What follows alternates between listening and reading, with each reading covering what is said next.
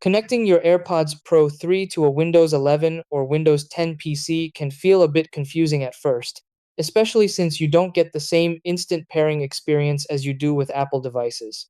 You might open the case and expect them to appear right away, but on Windows, everything works through manual Bluetooth pairing. This can make it seem like your AirPods aren't being detected or something isn't working properly. The key is making sure your AirPods are in pairing mode and your PC is actively searching for devices.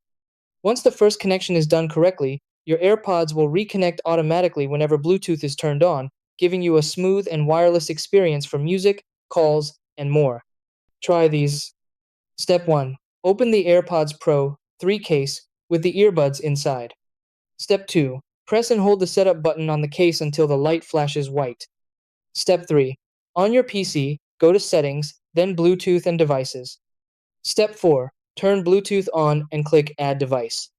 Step 5. Select Bluetooth, then choose your AirPods from the list. Step 6. Confirm the connection and set them as your default audio device if needed.